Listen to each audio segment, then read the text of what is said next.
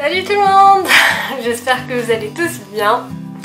Aujourd'hui il y a la grisaille, alors je suis vraiment désolée pour la luminosité. Et en plus il y a mon trépied qui vient tout juste de se casser. Là j'ai dû mettre une pile de bouquins pour avoir la caméra droit devant moi. Je vous dis, quand ce genre de choses arrive, c'est qu'il y a un petit malin derrière qui veut pas que je fasse cette vidéo. Pourquoi je dis ça? Parce qu'aujourd'hui, je vais te parler à toi précisément. Oui, toi, qui quand tu pries, tu te sens pas bien. Tu demandes des choses au Seigneur et tu te sens condamné. Tu te dis, mais pourquoi Dieu me répondrait après tout? Je suis que Hayat, je ne suis que David. Tu te dis, oui, franchement, je suis sûre que Dieu il me regarde même pas. Si ça se trouve, je suis en train de parler pour rien. Là, je suis en train de parler à moi-même parce que Dieu il me regarde pas. Parce que je fais pas des trucs pour lui, alors forcément je pense pas qu'il s'intéresserait à moi. Là je suis en train de demander pour rien. Et du coup l'espoir part, hein parce que tu te sens indigne, parce que tu te sens coupable. Et puis hier j'ai menti à telle personne alors que Dieu il veut une personne parfaite. Je me sens indigne. Alors ça faisait vraiment longtemps que je voulais faire cette vidéo, mais vraiment ça faisait très longtemps et je crois que le Saint-Esprit m'a parlé hier. Il m'a dit Hayat, je veux pas que tu parles de ce truc parce que j'avais prévu autre chose, je veux que tu parles de ça. Parce que moi-même hier, vraiment hier, j'étais dans la salle de bain, j'étais en train de me préparer pour aller me coucher et Dieu m'a dit non, il faut vraiment que tu parles de la culpabilité parce que toi-même tu te sens coupable quand tu pries. Il faut vraiment que tu comprennes toi-même pourquoi tu dois pas te sentir coupable et j'ai d'autres enfants à qui tu dois l'expliquer.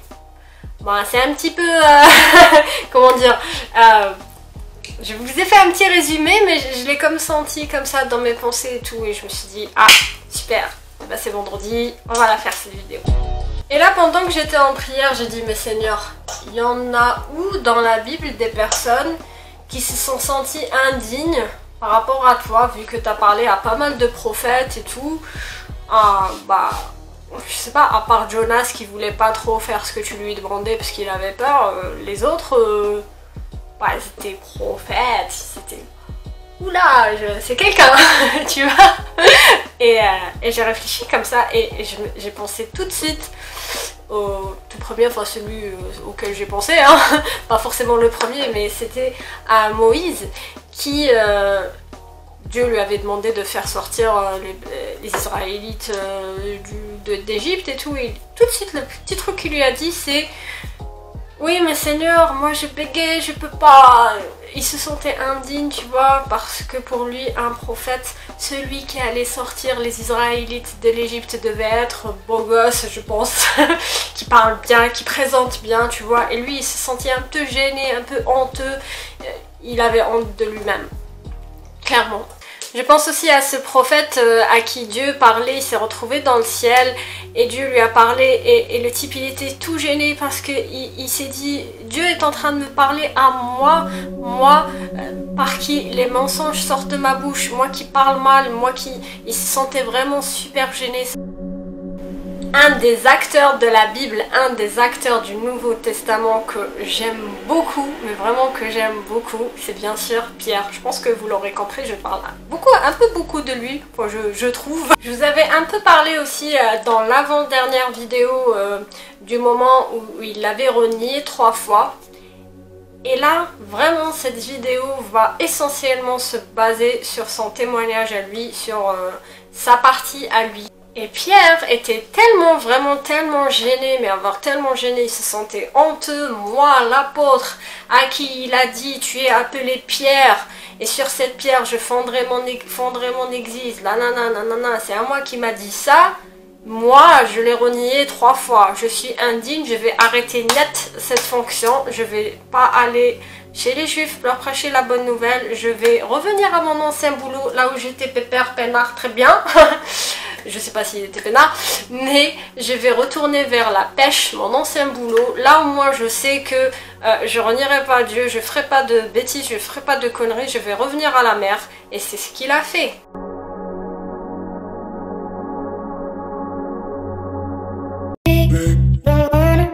Et vraiment vraiment, ce que j'aime dans cette histoire, c'est que Jésus lui-même est allé vers lui, à la plage, vers la mer.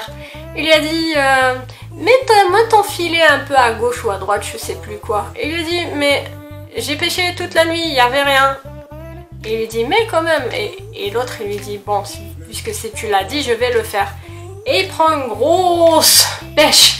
Il a fallu, je crois, deux petits bateaux ou deux bateaux de barque ou je sais plus pour reprendre tout le poisson qu'il y avait. Pierre saute de son bateau, il va à la nage, il va vers la rencontre de Jésus. Et non seulement il ne mange pas les fameux poissons qu'il avait attrapés grâce à Jésus, mais Jésus lui-même lui sert un repas. Genre, il se retrouve vers le sable et il voit que Jésus lui avait déjà préparé des petits poissons, il y avait du pain et ils allaient carrément pique-niquer, lui et les autres apôtres sur le rivage. À un moment donné, il y a Jésus qui lui dit « Pierre, tu m'aimes ?» Et Pierre lui dit « Oui, je t'aime. » Deuxième fois « Pierre, tu m'aimes ?» « Oui, Seigneur, je t'aime. » Et Jésus lui dit « Paie mes brebis. » Et une troisième fois, il lui dit « Pierre, tu m'aimes ?» Pierre lui dit « Mais oui, tu sais que je t'aime. » Genre, arrête de me poser la question. Et Jésus lui dit quoi? « Paie mes brebis. » Ça veut dire quoi? Ça veut dire que même si Pierre l'avait renié 3 fois, et ça a dû faire mal à Jésus, mais son appel n'était pas pour autant détruit. Son appel continuait. Jésus, tu vois, il savait à l'avance déjà que Pierre allait le renier 3 fois.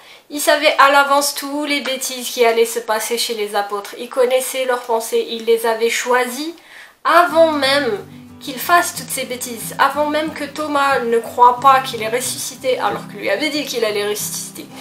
Dieu connaissait leur cœur, il connaissait le fond de leur cœur. Sauf qu'à la différence de Judas, eux, ils voulaient vraiment le servir. Ils ont été tentés, mais eux, ils voulaient vraiment le servir. Ils ont cru en sa parole. Jésus connaissait leur cœur avant même qu'ils soient tentés. Avant même qu'ils se dispersent et que Jésus se retrouve tout seul. Il savait tout ça, mais il les aimait assez pour que Pierre reste un apôtre et pour que Pierre fasse de grandes choses pour les autres. Et là tu vas me dire, oui mais lui c'était un apôtre, il était proche de Jésus quand même. Moi je suis pas proche de Jésus et je le sens tellement loin de moi. Oui mais qui est Jésus? Qui est cette personne de Jésus? N'est-ce pas la personne qui à la croix a demandé au Père, à l'Éternel, de pardonner parce qu'il ne savait pas ce qu'il faisait? Ces personnes-là qui l'ont crucifié, il n'a pas demandé à ce qu'il soit pardonné. Je veux dire, qui fait ça? Moi j'aurais été à la croix, je crois que je pleurerais, je me dirais « Ah mais personne ne m'aime !» Je ne pense pas que j'irai jusqu'à dire « Pardonne-leur » parce qu'ils ne savent pas ce qu'ils font. Alors toi, dis-moi, toi qui regardes cette vidéo et qui te sens pas bien parce que tu te sens indigne et coupable, comment tu crois que Jésus te voit? Cette personne, la personne de Jésus qui a pardonné à toutes ces personnes-là, qui a donné de l'amour aux personnes qui lui ont donné de la méchanceté. Comment il te regarde toi qui veux le servir? Comment il te regarde toi qui l'aime et qui veut tout faire pour qu'il te regarde? Comment tu crois qu'il te regarde? Est-ce que tu crois qu'il va te regarder comme ça? Oui, continue de prier, genre d'un regard hautain, oui, continue. Ou alors du genre, je t'écoute pas. Ou alors directement du genre, il est pas là. Est-ce que tu crois qu'une personne qui te dirait « Je serai avec vous jusqu'à la fin, je ne vous laisserai pas orphelin », est-ce que tu crois que cette personne-là te nargue? Tu connais ton Jésus, tu as lu les 4 évangiles, tu sais qui est Jésus. Tu connais sa personnalité. Et tu sais aujourd'hui que non. Il ne te regarde pas avec dédain, il ne te regarde pas comme la personne coupable, mais il te regarde d'un amour éternel. Alors à chaque fois que tu seras en prière, que toutes ces pensées mauvaises viendront à ton esprit, qui vont te dire tu n'es pas digne, Dieu ne te regarde pas, parce que tu fais pas bien les choses, parce que tu es méchant, parce que tu es quelconque. Je veux que tu te regardes dans le miroir et que tu te dises à haute voix, Jésus m'aime. Je connais mon Jésus. Je connais mon Jésus.